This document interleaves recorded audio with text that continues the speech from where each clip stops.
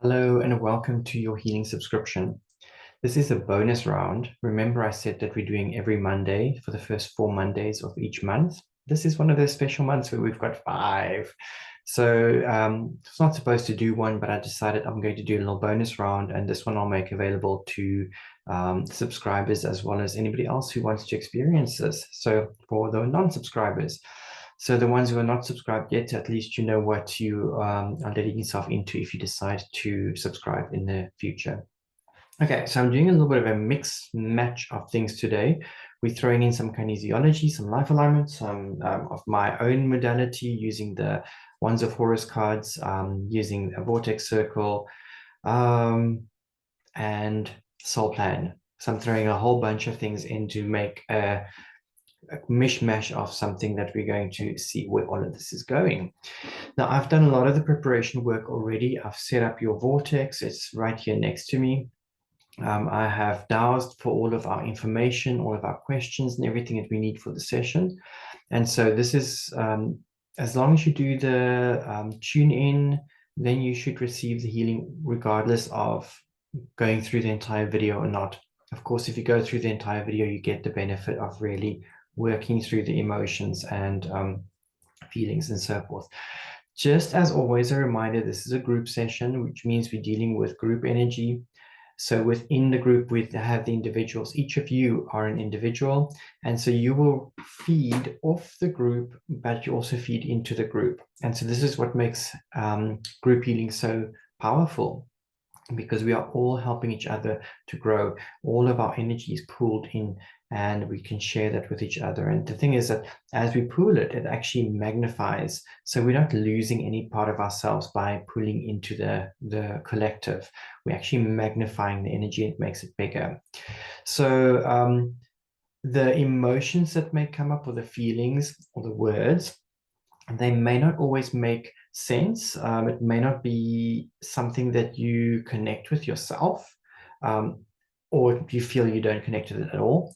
Tune into the feeling itself and imagine, if I were to feel this, how would it make me feel? And then really go into the feeling. So the way that we always say is, the deeper you feel, the deeper you heal. So allow yourself to dive into those feelings as much as possible. So let's go into our work. There we go. So I'm sharing screen with you. So let's tune in first. So I've got this light code. We all focus on the same light code. And what I want you to do is just zone in to that and get a sense or a feeling what it is that you're wanting to work with today. Where do you want your focus to lie for today's session? Do you have a goal? Is there perhaps something that you want to let go of, something that you want to invite into your life? And just take a moment to find what it is that you want your focus for today's healing session to be.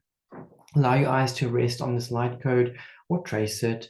I like to start on one side and just with my eyes trace along the lines. There's no right or wrong direction. So you can start from the center, work your way out, or from the outside in, doesn't matter. Or just allow your eye to go wherever it's drawn. Just focus in on what it is that you want to achieve, or what it is that you want to receive in today's healing. If you need to pause the video, go for that. You're welcome to pause and then come back to it when you're done.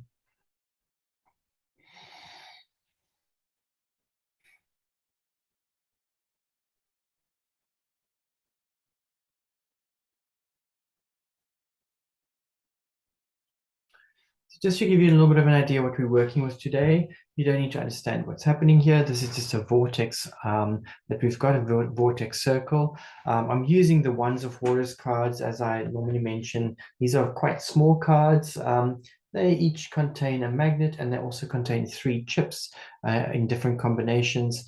The images on there, they don't really mean anything in particular other than to let you know which frequency you're dealing with, because each card has a different frequency set.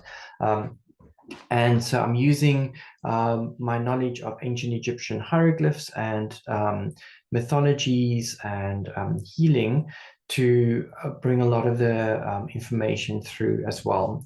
And so that's why they're called the Wands of Horus cards. The Wands of Horus are actual staffs that they found in Egypt that is based on what the orgonite research is based on. So these staffs contained minerals and combinations of sand and all kinds of things to produce a frequency that you can use to balance the bodies. And so each of these cards act as a little one of these rods, but just in a modern form. And in the center, of course, I've got our light code, which is our focus. And there's another one underneath. I'm not going to go through what these cards mean. It's not necessary for today's session. Just know that they are there. Next, what I do is I selected, or I not selected, I shuffled a deck and I found what the cards are that we're working with for today. And we've got two cards. So the first card is our polarity and the second card is our separation. And so the polarity card that we have is the 17-8. 17-8 is about mastery and slavery complex. So this is where it's about power issues. It could be about where we attract roles where we are always subservient because we're not claiming our own power, or perhaps we step into a role where we become more like the bully or the slave driver.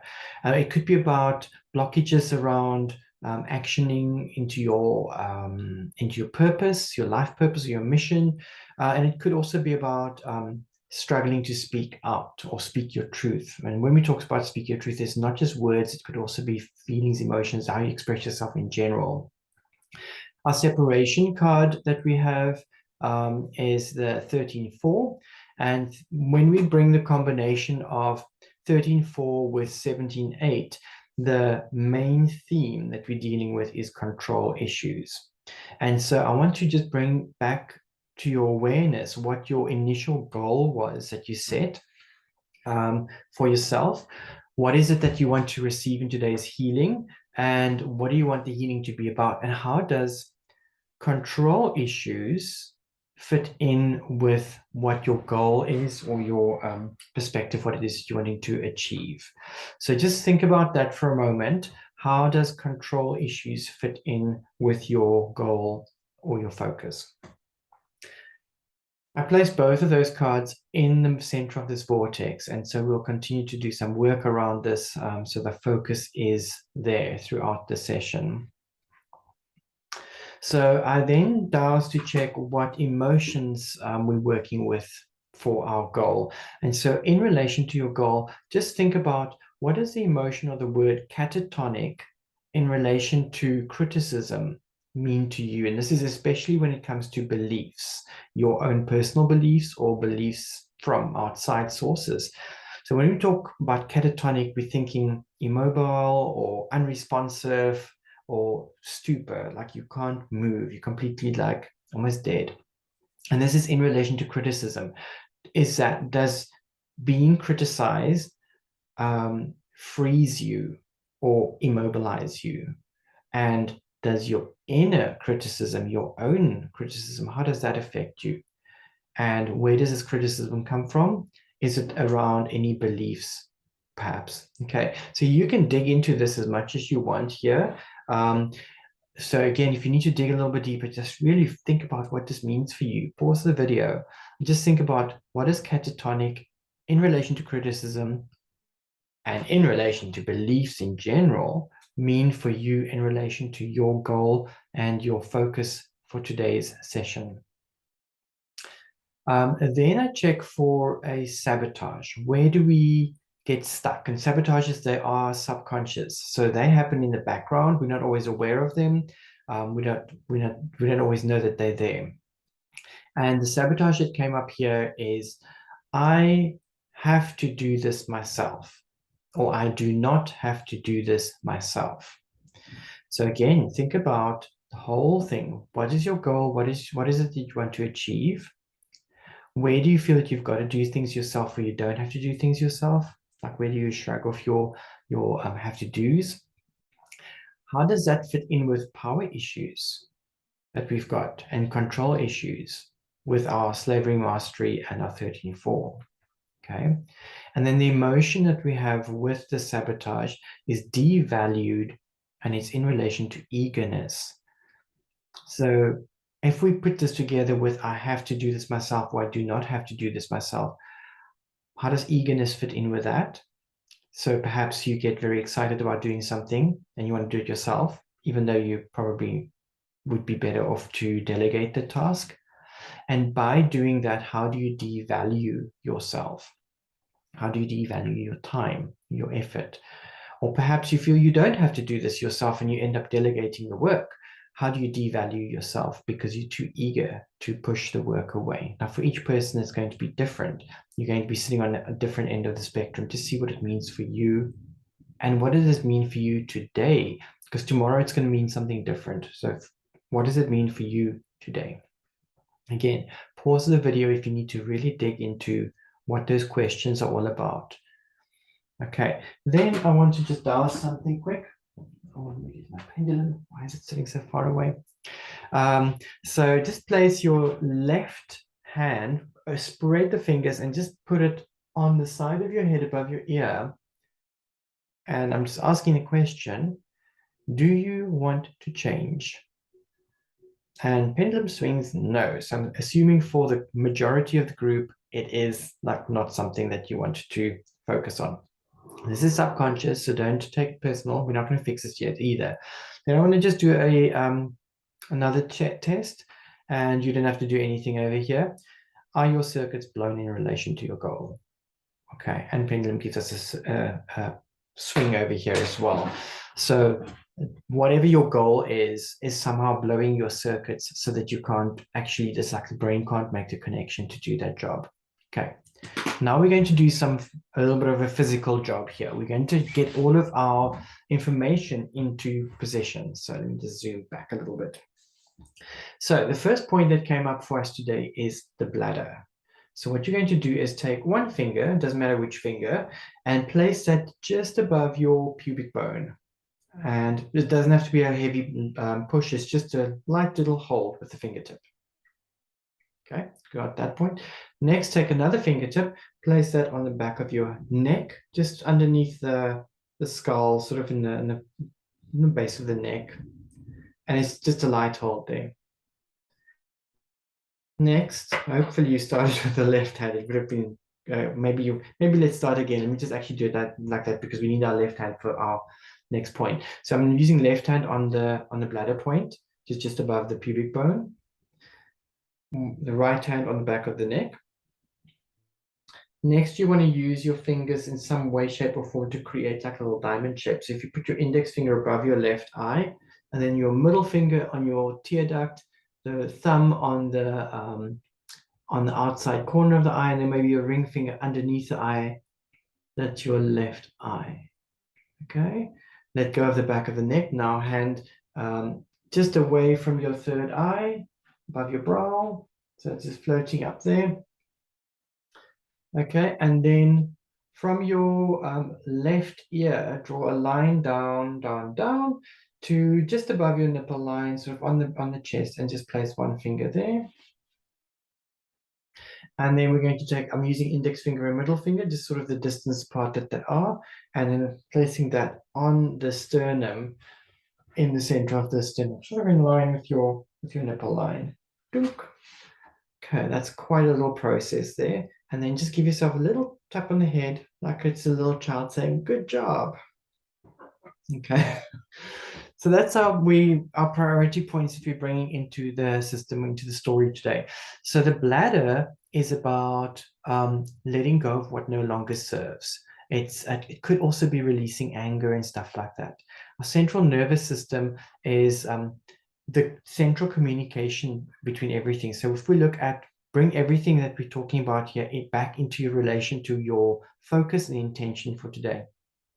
Left eye is about seeing what's coming into the future, about seeing what's coming, it's on its way.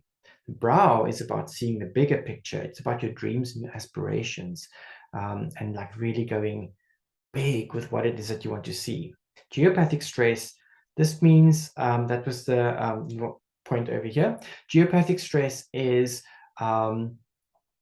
cell phones, computers, TVs, microwave ovens, That's one aspect of it. That's your EMF side. Your geopathic stress from the earth is Hartmann-Curry line grids, fault lines, underground water. So it's like really the energies of the earth. How does that affect us? And then the last one that we had was body circuits, which is really this all of the circuitry between it. So we wanted to put all of this together. Okay, so what we did was we took all of those priority points and we just stuck those in, and we bring them into the body's awareness so that we can do the balance for today. Then we've got a few emotions. Now here, what I want you to do is place one finger on the bladder point, which is that first point, and it's just above the pubic bone. And keep that finger there while we run through all of these emotions. And I want you to feel into these emotions, what it means for you. And if you don't get a feeling for it, just imagine that you feel it. So find out for yourself, what would that mean? And allow yourself to feel those emotions. So our first emotion or word is presume, and it's in relation to interest. Interests. So where do you allow yourself to presume things about your own interests? What does that mean for you? Presume in relation to interests. When you get a sense of what that feels like, comfortable or uncomfortable, just give yourself a little tap on the crown of your head. So it's a little bit further back to where we tapped before.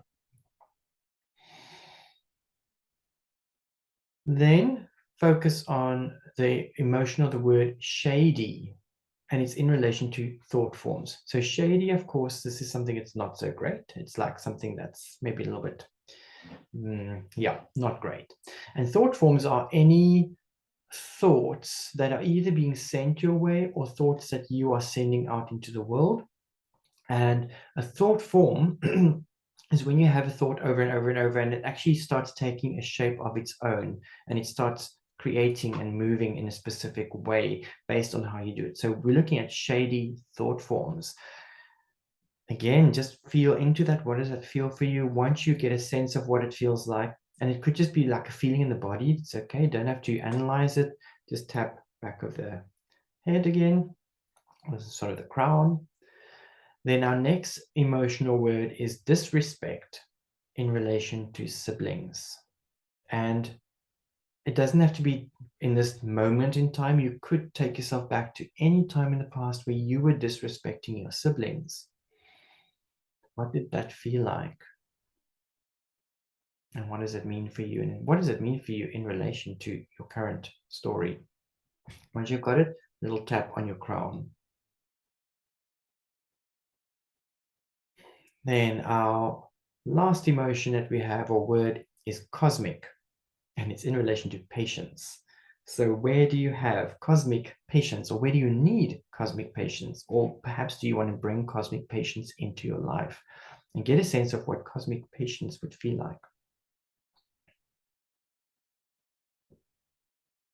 Give yourself a little pat in the crown again, and then tap on the top of the head where we did it, just behind the hairline. Doop, doop. Done. And that is it. Okay. Then we have the whole story that we've got today. Let's quickly see where this is in relation to. Oops. Whoops. Where is it going? Here we go. Sorry, just to check something with the pendulum. So what we have is secondary gain. So all of these emotions it's about secondary gain, and it's mainly around the shady thought forms. So what do we gain from having these thought forms, or sending these thought forms out in the world, or receiving the thought forms? What do we gain from it? And when we talk about the secondary gains, it's not always positive gains. It could be excuses. What excuses does it give you to do what you're doing? Next, I looked at our archetypes that's involved. So our negative archetype is your judge or your critic. This is about offering only negative or destructive criticism. It could be about your own internal critic, how you break yourself down and how you don't allow yourself to gain anything. So just think about what that critic or judge would mean for you in your life and in relation to the story that we're talking about. And our positive archetype that we want to bring in, or our balancing archetype, is the teacher. And this is all about ability to communicate and share knowledge, experience, wisdom, and skills. So remember, we can only receive experience if we actually go through the experience. A lot of people are afraid to make mistakes. They're afraid to actually go through things. And if you're afraid to go through these things, then you're not going to gain the experience. So we sometimes need to fall down. We sometimes need to start from the basics. We sometimes need to make mistakes, because through that mistakes, we learn and we grow, and then we can share that experience and skill and wisdom with someone else. Okay, and then finally, I always like to bring in an Aura Soma bottle to see if it brings us a little bit more depth. And we have balance or bottle 120. This is the bottle called Persephone. And I always say you can't make this stuff up. We can't make all these connections between everything up. The balance here is about transparency on the timeline. So it's really about looking at our timeline where we're at and bringing transparency and clarity into our direction in which we're moving. This is about bringing a greater sense of fulfillment into your life and to have overall bliss. Because if you know if you sort of have that transparency in your timeline, you can be blissful about life because you know how things are going, you know where to work. And what it also does is it allows you to look at traumatic experiences from a different or a clearer perspective or a different point of view, maybe the bigger picture or something. This bottle also allows us to focus on the here and the now. And it's all about creating a harmonious future. And there's an affirmation for this one that reads, through acknowledging every aspect of myself, I am open to bliss. Through acknowledging every aspect of myself, I am open to bliss. Okay, so let's get into the work. So now we've set the sort of the playground, as it may be, and this is what I've got in front of me to work with. And I want you to follow the process, and if at any point something feels stuck or it's not moving, or you feel that it's not flowing, place one hand above your heart, one hand above your solar plexus, and it's just a little bit away from the body, and you can just hold your hand there while you are processing that idea.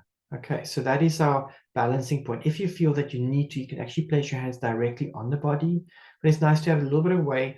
I find that sometimes when I'm doing this, while I'm holding it, my hands sort of automatically start moving, and it's like there's a soothing motion happening.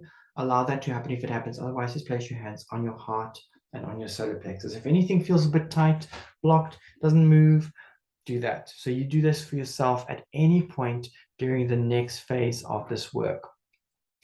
Now, I'm going to ask you to close your eyes and focus on your heart space for a second. Now, while we are going through this process, I'm doing some energetic work over this vortex circle as well.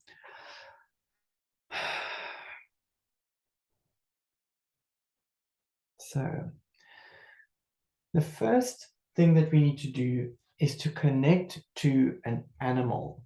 And so this could be a power animal, an animal guide, or a spirit animal.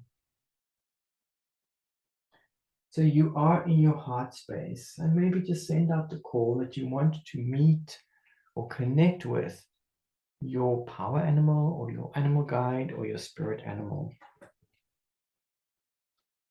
And just allow the first animal that comes to mind to come to mind. Don't analyze it and think about it.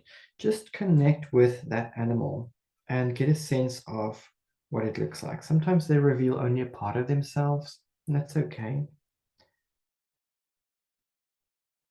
Now, usually when we work with, or what I do at least, when working with power animals, if I do call forth a power animal, especially if you haven't done this before or you don't know your power animal, then you ask the animal to reveal itself 3 times.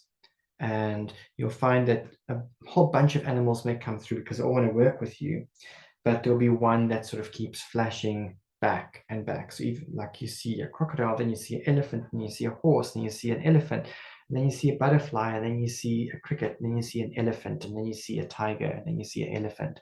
And then you know that elephant kept coming back. So that's the one that showed itself 3 times. That's the one that you're wanting to connect with. You can also ask the animal to confirm this, that in the next 3 days, it must show itself to you again in some way, shape, or form. And it could be through an email, could be television, could be seeing one in nature or whatever. So we're wanting to connect to the power animal. Power animals are there to help us and to assist us in this work. So your job or homework is going to be to find out as much as you can about your power animal. What do they eat? Where do they live? What do they do? How do they approach life? How can this animal help you in your goal and with you, the story that we're working with?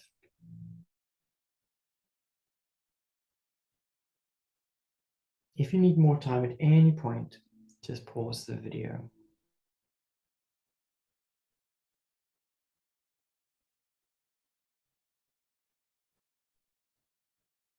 So now I want you to go deeper, and I want you to give yourself permission to feel. So focus on what your goal or your focus or intention is for today's session.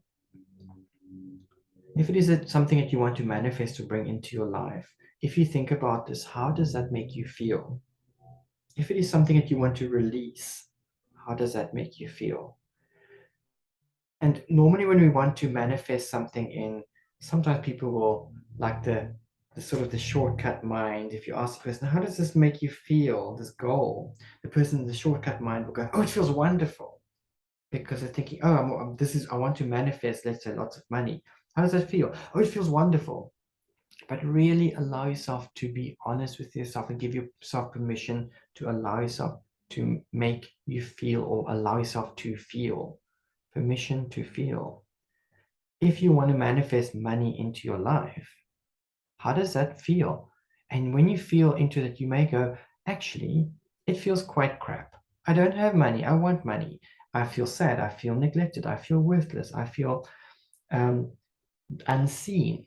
I feel unappreciated. Those are the feelings that we're looking for.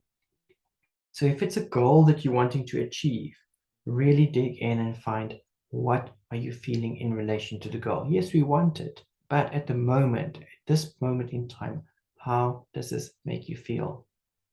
Really, truly feel.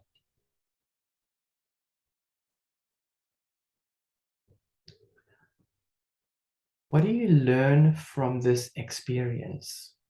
This experience of wanting something or wanting to release something, but then probably, most likely, feeling something that's completely opposite to what it is that you want to achieve.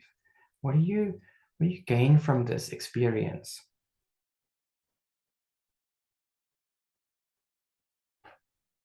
And what new choices can you make now that you've got this knowledge of this experience? Again, if anything is too deep for you at this point, one hand on the heart and one hand on the solar plexus or the tummy. And if you need more time to really dig into the emotion and the feeling, pause the video.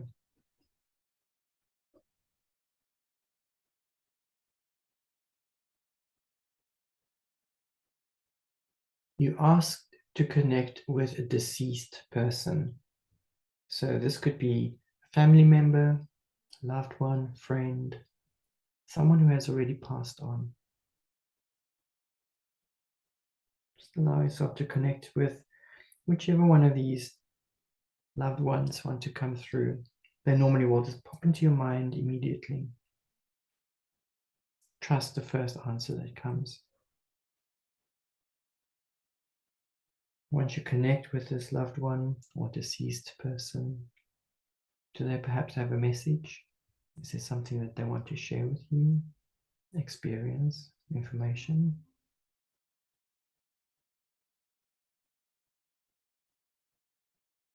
You can take as much time as you need.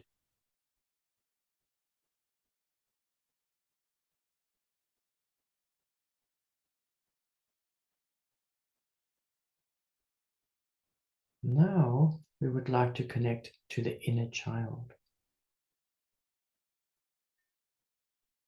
So again, get into the sense of that feeling. When you think about your goal or your intention, what are those feelings that came up? And track back to the earliest memory that you have of feeling those feelings. I'm taking myself back to the example of the money and feeling unappreciated. You track back to the first memory that you have where you feel unappreciated or unseen, unheard. How old are you there? Can you find a time when you were even younger, when you felt that? And if you don't have a clear memory of it, you'll probably feel the emotions welling up and allow yourself to feel that, even if it does not make any conscious sense or logic sense or whatever. Just allow yourself to feel that feeling.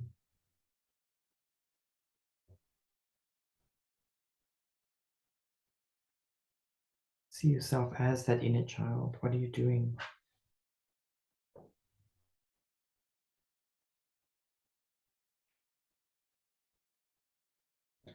What can you, as grown-up adult you, give the inner child?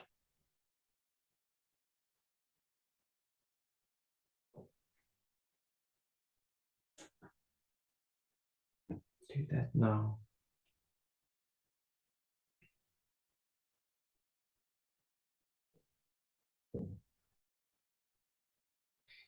What do you need to say to your inner child?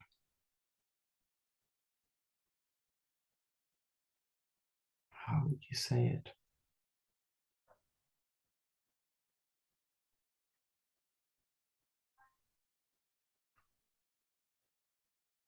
And allow yourself to go deep into that feeling. What is the inner child feeling?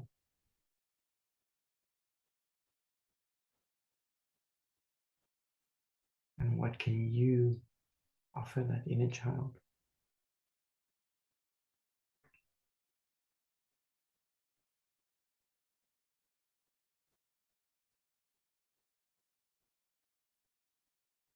Perhaps take yourself and your inner child to a place of safety. This is your own personal place of safety. It could be real or imagined. Use the unlimited power of your mind to make this place as real as possible. See it, feel it, touch it, taste it.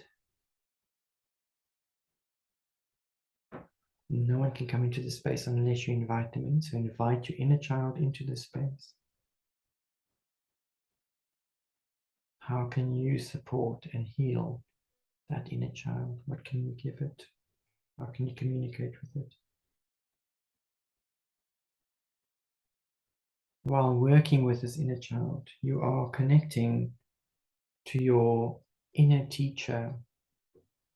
You are the teacher for this inner child.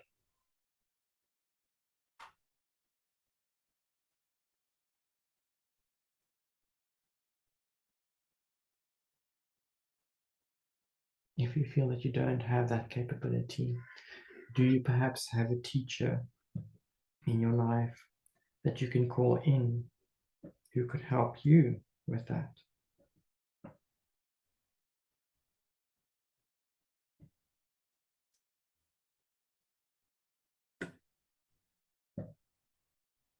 And what can you learn from this teacher? Or what can you learn as the teacher?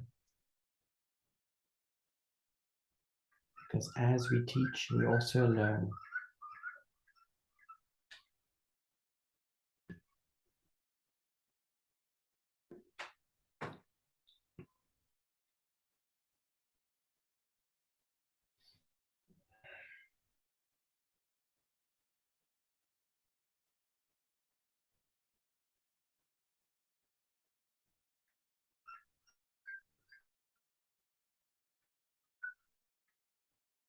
Interesting how the bird is going a little bit crazy in the background just as we're finishing the process here.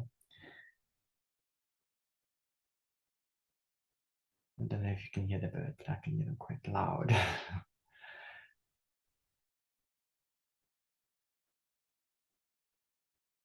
Right, so just becoming aware of your body again. Let's bring your breath a little bit deeper.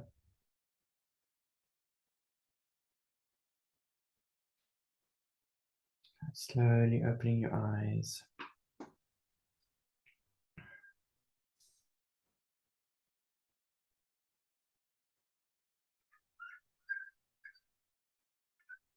So just place one finger on that pubic, just above the pubic bone onto the bladder point. I'm just going to test that point for us as a group. Okay, the pendulum is now neutral over here, so that means we have worked through this issue, and that's really great. Let's do our balance. So one hand over the third eye, nice distance away, other hand above the crown, and just hold that there. Don't have to really think about anything, or you can just hold the hands there. If you feel, you feel. If you don't feel, you don't feel. It's okay.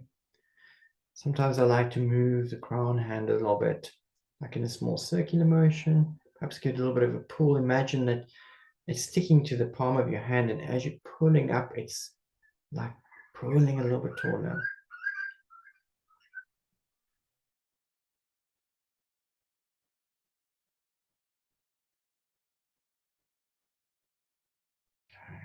You can actually keep the one hand above the crown. Other side, you're going to spread the fingers, place them on your center of your head. So they form a straight line with your fingertips.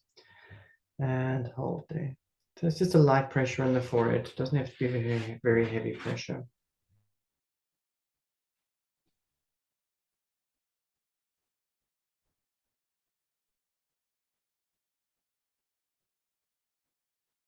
Just to get us back into our alignment.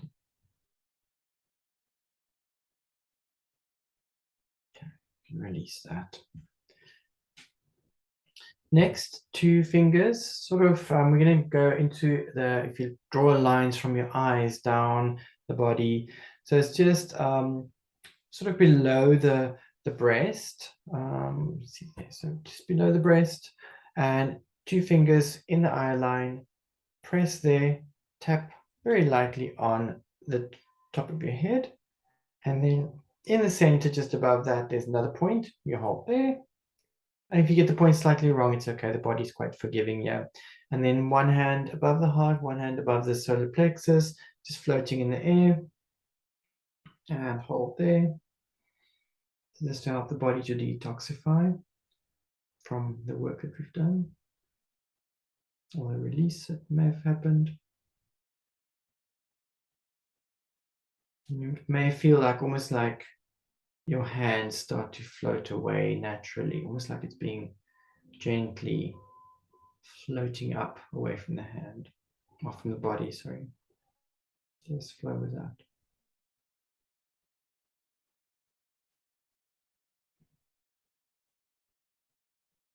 Okay, and then take middle fingers and just place them behind the ear, just on the bone, mastoid process. Just hold there for a little second, just to lock in the whole balance. Right. Our famous eye rotations coming up. So eye rotations, you are going to keep your head still. You're looking up as far as you can, diagonal as far as you can, side, diagonal down, middle, diagonal down, side, diagonal up, reverse, all those directions. You want to stretch the eyes as much as possible. We're going to go one direction, whether it's clockwise or counterclockwise, it doesn't matter. Then you reverse the direction. And while we're doing that, we are going to be tapping behind the ears. I like to put ring and index fingers together. So this is to do an emotional balance, and then use index finger and thumb to tap behind the ears. Let me do a stop share over here. So I'm doing that as a tap with my two fingers. And then while we're doing that, we're working with emotions that we want to install or take out. And so our first emotion that we have is worthy. So you are going to say, I feel worthy. So ring finger, index finger together, tap behind the ears, and just on the massage process. So if you just get it in line with the earlobes to the back. If you want, you can go all the way around your ears. Okay, and eye rotations with that. I feel worthy, I feel worthy, I feel worthy, I feel worthy, I feel worthy, I feel worthy, I feel worthy, I feel worthy, I feel worthy, I feel worthy, I feel worthy, I feel worthy, I feel worthy, I feel worthy, I feel worthy, I feel worthy, I feel worthy. Good. Next emotion. We've only got two today. Unified. Can't see without the glasses. So I feel unified. I feel unified. I feel unified. I feel unified. I feel unified. I feel unified. I feel unified. I feel unified. I feel unified. I feel unified. I feel unified. I feel unified. I feel unified. I feel unified. I feel unified. I feel unified. I feel unified. I feel unified. Okay. Good. So that's all done. Okay. Yes, like I said, I've done a few things beforehand that I didn't record, so that's okay. So I'm just going to finish those things off now afterwards. So just what you can do, I always like to give a little bit of homework.